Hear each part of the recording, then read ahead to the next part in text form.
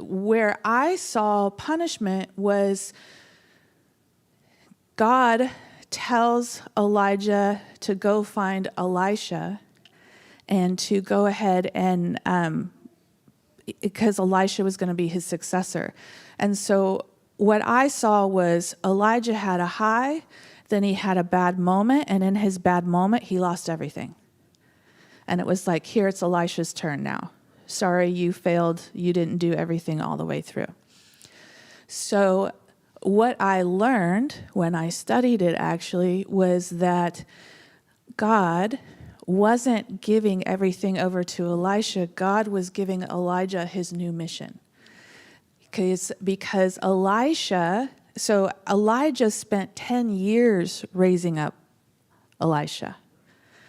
So it wasn't God's disappointment. It was God basically just came in and he said, Elijah, here's what I have for you. I want you to, he gave him a whole line out of this is what is supposed to happen. I need you to appoint this guy. I need you to appoint this guy. I need you to do this. And I need you to start raising up Elisha. Elijah was one of 2 people who never died. But for some reason, I didn't pick up any of those things when I was reading the story. All I picked up was God was disappointed in Elijah. But I believed a lie. And I believed a lie because that was my perspective. Do you know what I mean? So I believed a lie because my belief system says as long as I perform, God's happy. But if I don't perform, he's very disappointed in me. And not only that, he'll pass me over. So I can't have low moments. I can't have bad moments. Because if I do, then he's just going to go off to the next person. But that's actually not the story. So at no time was God disappointed in Elijah. So I am not a performance for God. I'm his son or his daughter. Okay, if we want to think about this in relationship to, not everybody in here has children. A lot of you do. Is there ever times when I want to kill my children? Yes. I do. Many times. Is there ever a time that I look at my children and that I don't go, you're amazing, you're better than that, and that I would never want to see them completely succeed?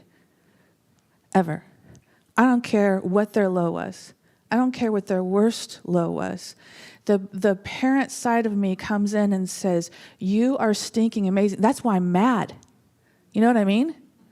Like, that's the frustrating part. Is like, especially as a mother, like, I carried you.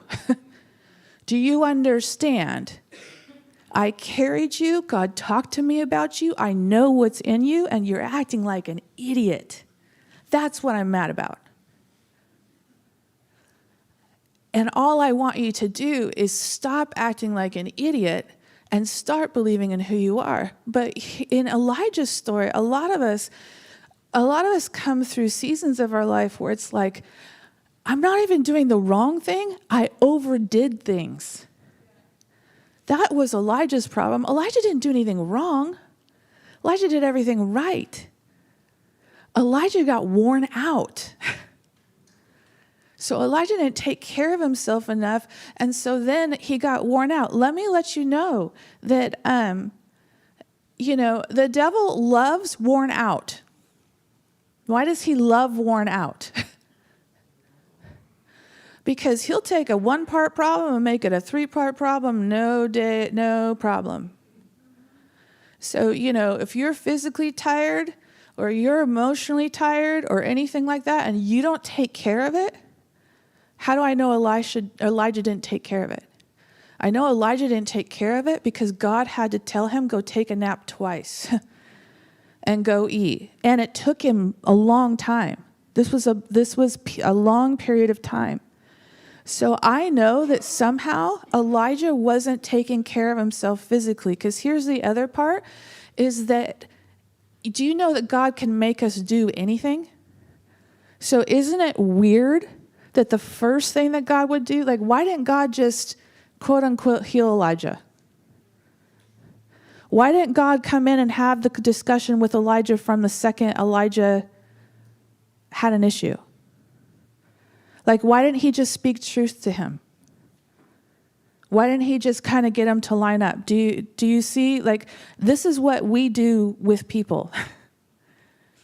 We're like, they may be physically tired, emotionally tired, all of these things. And we tell them all the time, if you just listen to the truth and you just line up with Jesus this way, you'll be fine. Why is it that God said you need to take a nap? Why didn't he have Elijah just line up in that way? Because he knew, see, God made me with a body, a soul, and a spirit. So he actually made it so that my body has to sleep. That wasn't my desire, that was his. Same with food, same with emotional attachments to people, interactions with people. So all of these places, he created them all equal, and he said they're all important. So he followed his own rule. When he looked at Elijah, he was like, Elijah's biggest problem is he needs to take a nap and he needs to eat.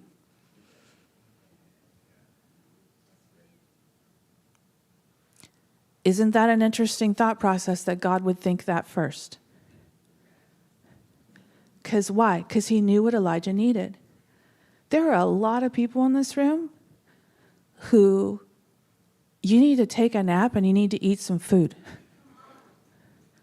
Or you need to go and have some relationship with people. You are socially dying. You have not enough connection. And you'll say stuff like, all I need is me and Jesus. I would love if that was true. If that was true, then God would have never told Elijah to take a nap. We talked about last time. Do you understand how many times in the Bible that it talks about Jesus sleeping and getting away?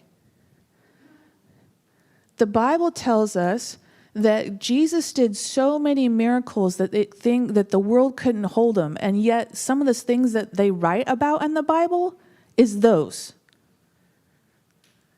If Jesus needed that, do you think that maybe you needed that? So a lot of times we find people and we berate them because they are overtired and overcommitted and overdone.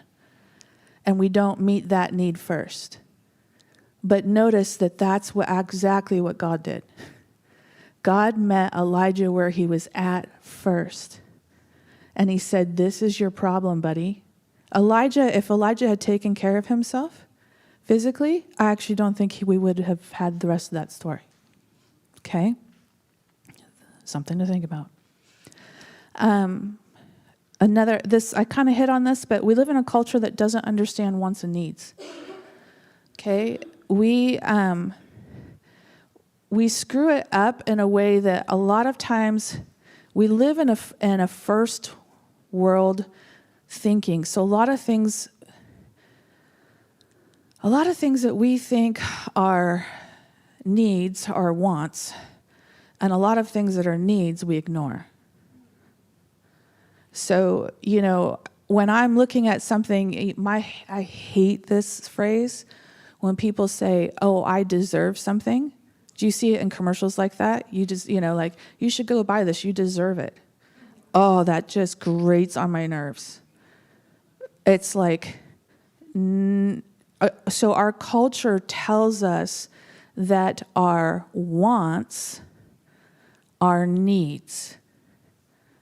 So I want this truck, and because I work hard, I deserve it. So it becomes a quote-unquote need. But my needs, we don't acknowledge. So my needs, my physical body, my social stuff, my connection with God, we put that off as no big deal. But we highlight what we quote-unquote deserve. That screws up how we work. We live in a performance culture. So the second I stop performing, I don't have any value. So all of these different things create this thing we've got going on.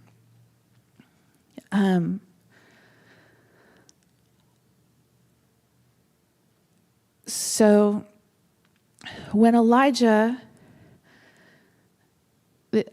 story I told you last time, Elijah's story is one of the best stories on spiritual warfare, especially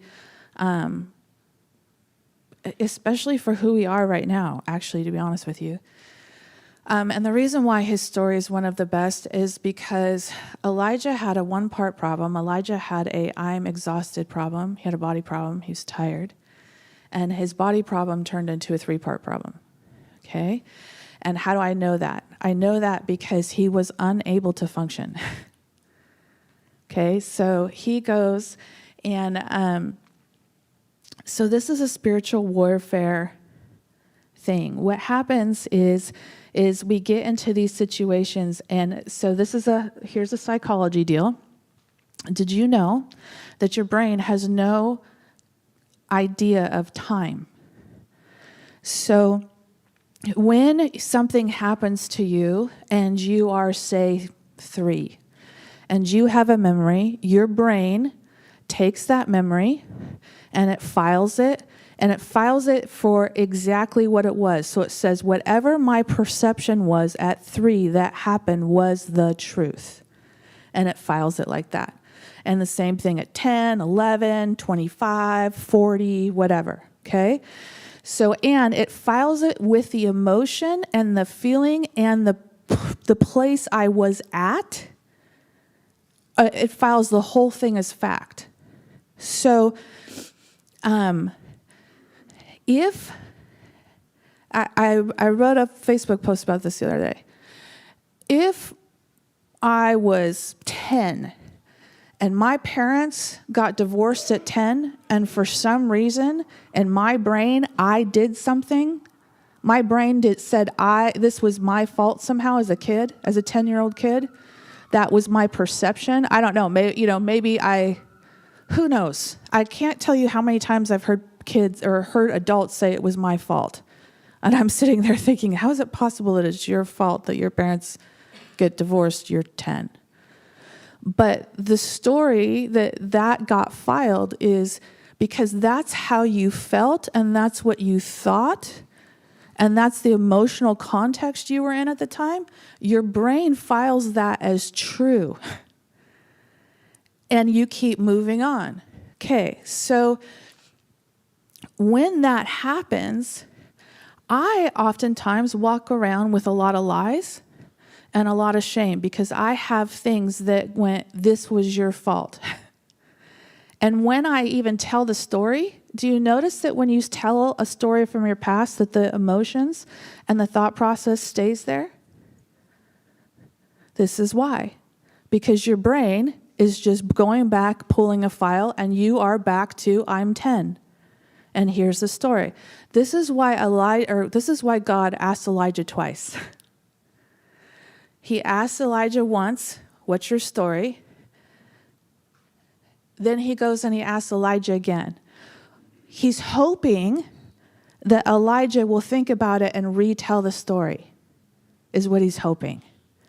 But when Elijah tells the story again the second time, and it's the same story as the first time, God comes in and he says, let me help you out with your story. There's a lot of us who have lots of things that are stored inside of us that God wants to help us retell that story. And what happens is, so what God did with Elijah is he said, here's your mission. And he said, by the way, Elijah, you're not alone. There's 7,000 of you, and I've got it taken care of. Now, Elijah still has the opportunity to believe the lie he was believing to begin with. Because Elijah's story was, I'm the only one left, and she's going to kill me. So he has the opportunity here where he can stay with his real to him. That was the truth to him. Or he can choose to believe God's perspective. And he can choose to believe what God said was true. He said, I have 7,000 other people. Elijah, how do I know what Elijah chose? By his behavior. Okay, Elijah went out and knocked it out of the park again. Found Elisha, wham, wham, wham, did everything he was supposed to do. So what did Elijah do? Elijah changed his story.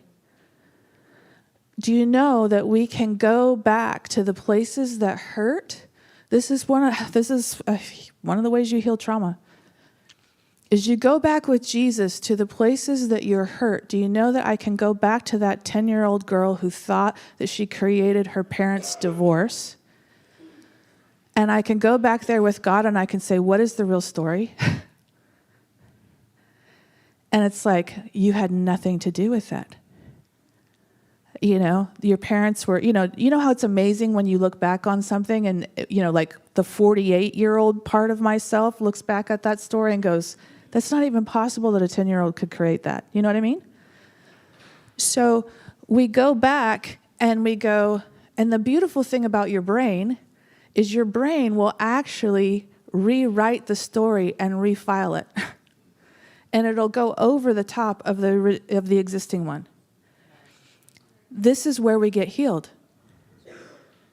We get healed because Jesus comes in and he says, that's not the real story.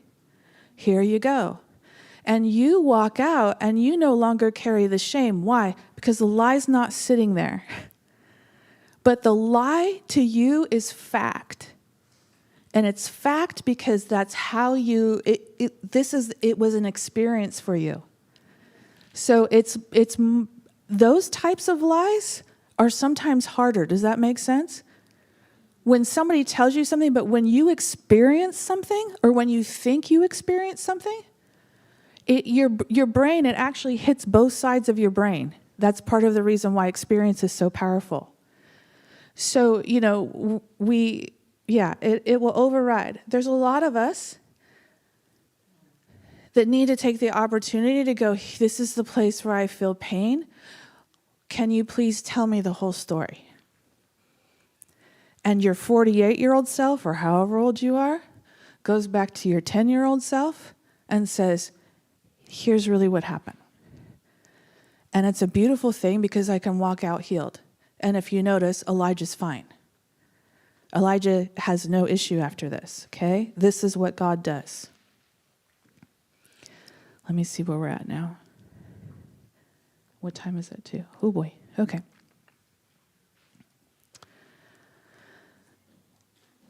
So some of us are either coming out of this season or some of us are going into this season. It's an okay season. When I went through mental breakdown, that happened because I didn't understand what my body needed. So I turned a 1-part problem into a 3-part problem. And it was a massive struggle for me. And so at one point my dad said, God talked to me and he told me that he's redshirting you. I'm like, I have no idea what that means. I had to look it up. And when a college athlete is redshirted, they sit out the full season of competition, but they remain on the team, allowing them to practice, train, receive athletic aid, and develop skills while preserving their eligibility, effectively giving them an extra year to play later, often used for freshmen to adjust to recover from injury, and allowing them to become a redshirt freshman the following year. Okay, the reason why people get redshirted. They get redshirted for skill development. They needed to mature more physically, technically. Injury recovery is another reason why they redshirt them. Eligibility extensions, things like that. Some of us have been into a season, or you're coming out of a season, of where, When I had a mental breakdown, we were actually at one of the biggest highs that we had been in our life, to be honest with you. Like, church was going amazing. We were doing everything that we wanted to do. It was like, this is incredible. And then all of a sudden, I can't function at all. And I will tell you that that's probably the most shameful season of my life.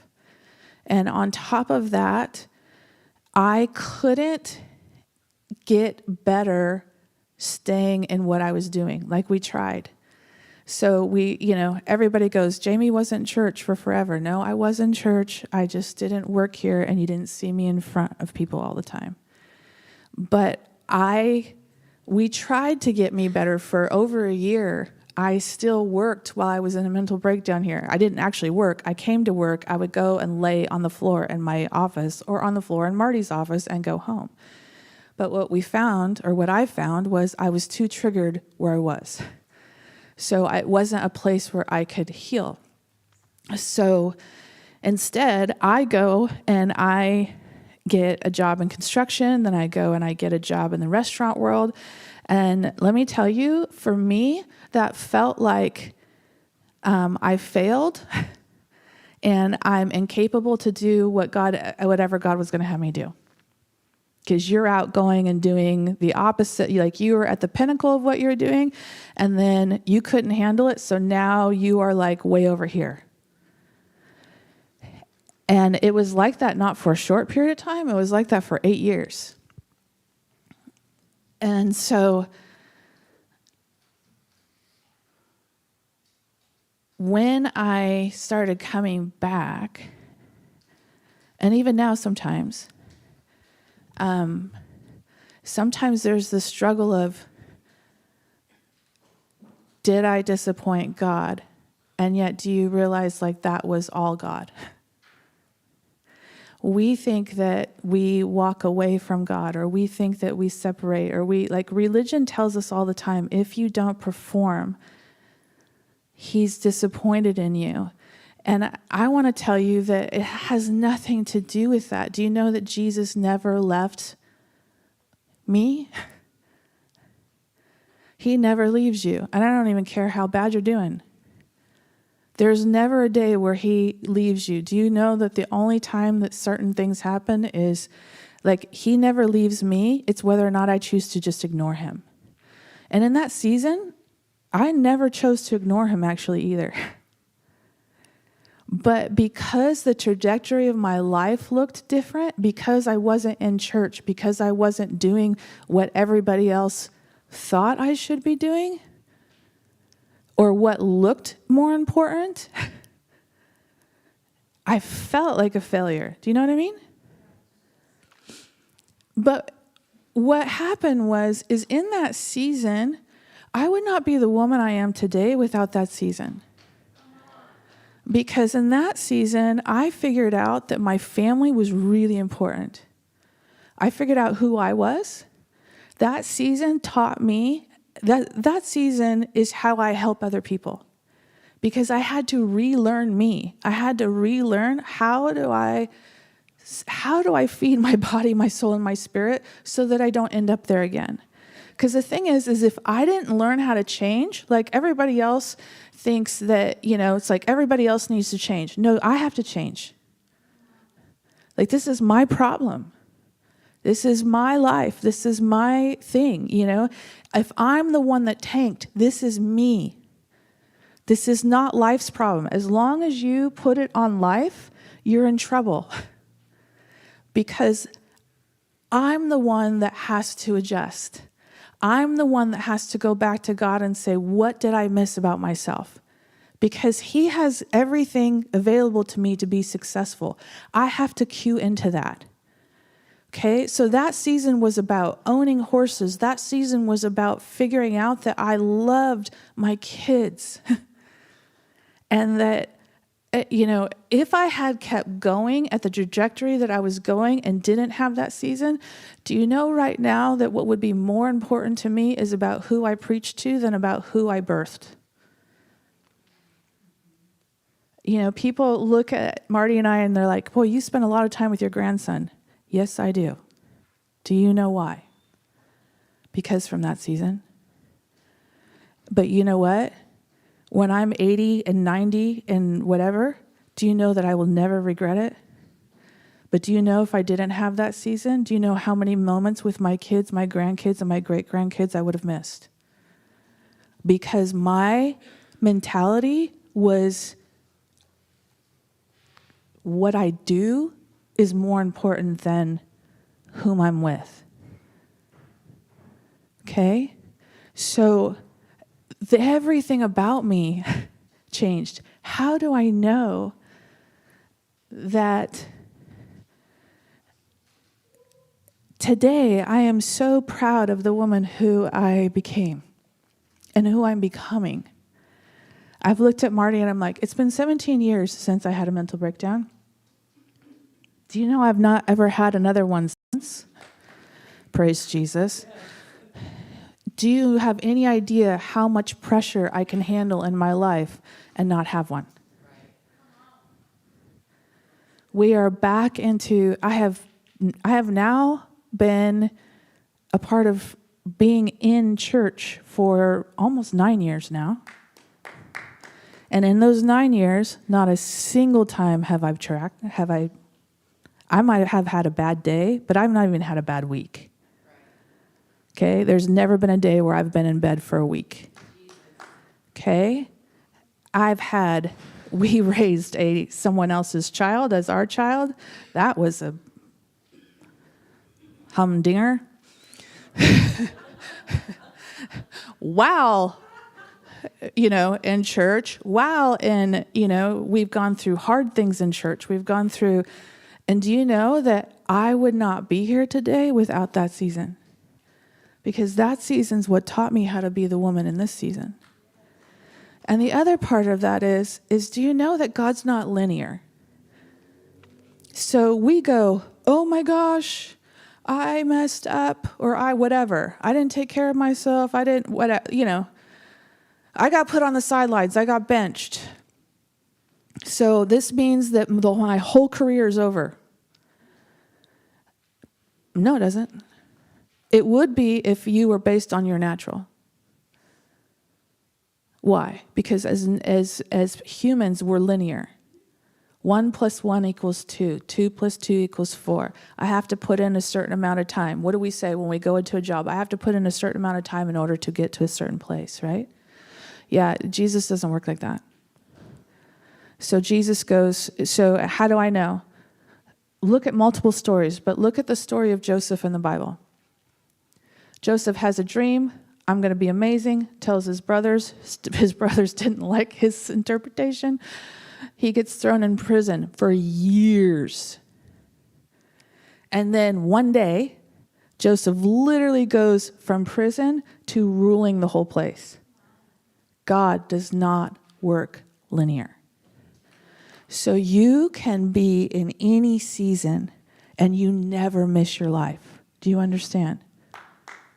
He comes in and he just goes, oh, sweet. This is where we need to be. Let's get you here so that. And then he just puts you right back. Does that make sense? Okay, so stand with me.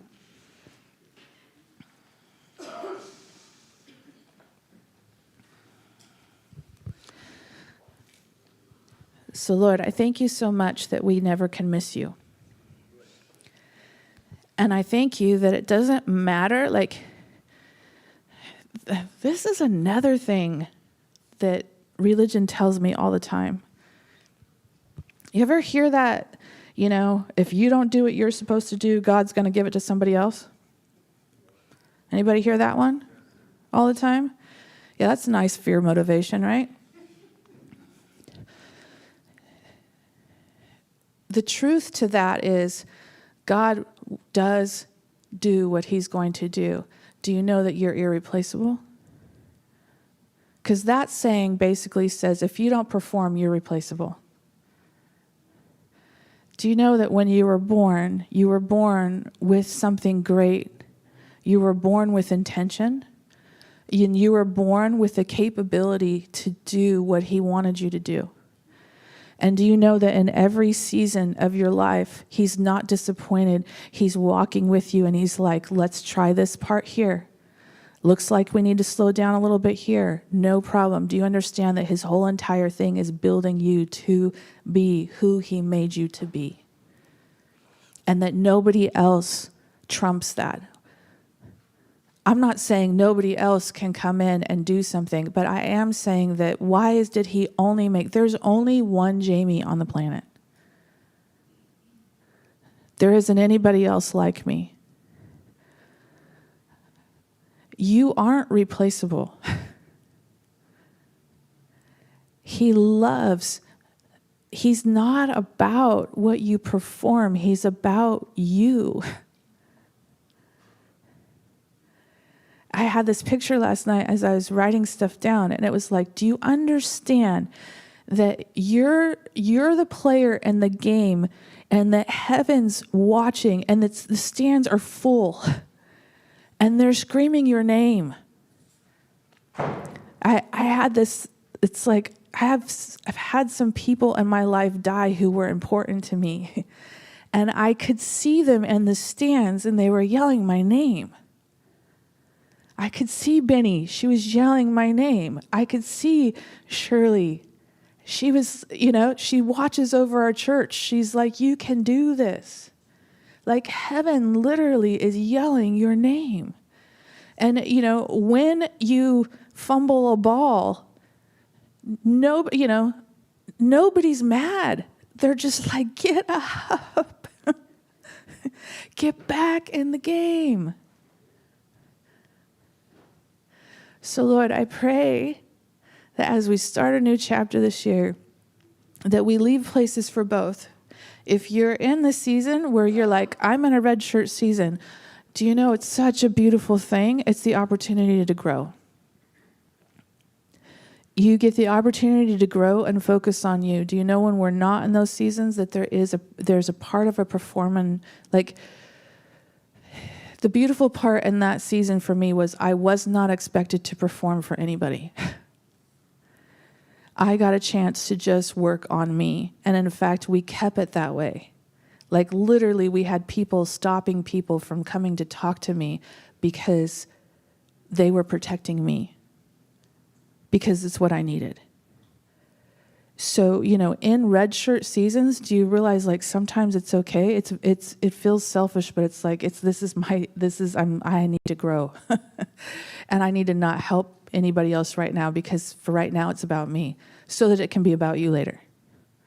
I'm not saying your whole life should be like that, but sometimes there's seasons like that. Or you come out of a season like that. And when you come out of a season like that, you got to be really careful to not buy into shame. Because shame says, I didn't perform for 8 years, and I'm not sure if I should be up here. This is where we use the Elijah principle, and we go back in and we make sure that God retells all of our stories. That's what kills the shame. Because God comes back in and he says, no, I wanted you to take care of you. Like this was my idea. You taking a nap was my idea. And I'm proud of you. And that gets rid of the shame. Does that make sense? So, Lord, we pray no matter what season of life that anybody's in this morning, first of all, Jesus does not sound like shame. He doesn't have any bad feelings. You're even allowed to have a bad day. A bad week. Some of us don't want you to have more than a bad week. It's really stressful on the rest of us. But Lord, I just pray that you would come in and I pray that you would heal hearts. That this would be, Lord, that people would understand like, oh, I need to go back and retell this story. And I pray that we would see crazy amounts of emotional healing in this next season because we have realized that we were believing what we thought was true because we thought we experienced it, but we're actually living a lie. And so, Lord, I pray that we would hear you clearly. I pray that you would come and you would meet with us. That when we feel those hurts, Lord, that we would want to turn to you because shame makes us not want to ask what happened. But we need to ask what happened. And Lord, I pray that in any place that we can hear heaven cheering for us. It's in Jesus' name, amen. Good job, Jamie. If you want prayer, we have prayer teams up here, so don't leave without it. And if you need a hug, go find Dave.